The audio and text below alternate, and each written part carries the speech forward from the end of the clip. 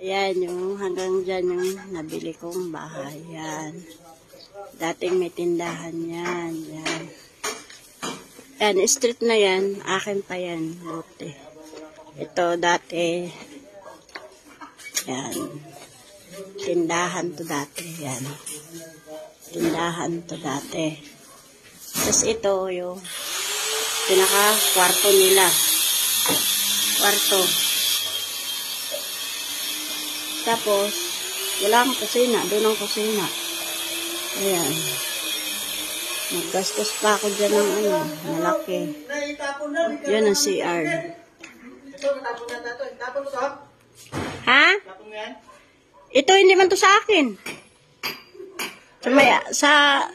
Din pas may-ari. Sa CR. Tayo, tapon ta di. Ang swerte.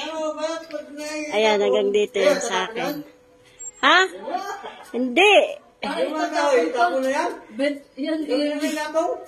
Yan. Ito, ibinta daw niya to. Tabi lang muna namin nila kukuha ako ng kulo-kulo. Ito, sabi mo na din. Oh, kunin mo na, kuya. Siguraduhin mo ha, kukunin mo. Wow. Kasi magulo yan dito. Yan, madalawang bukas apartment. Nakaharang. Kawawa. Tapon daw. Ang inabenta ko ito 500 pag natapon ko. Bita. Hindi man. Magkano bita? Bayaran ko na lang. Hindi man. Kunin to. Sabi mo, sira na. Kunin to. Magkano?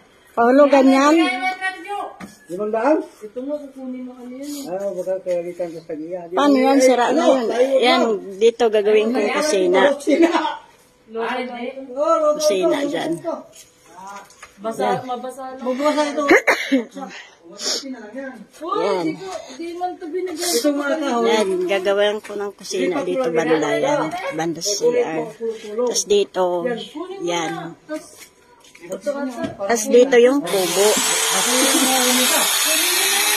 Oh, sabi niya ako.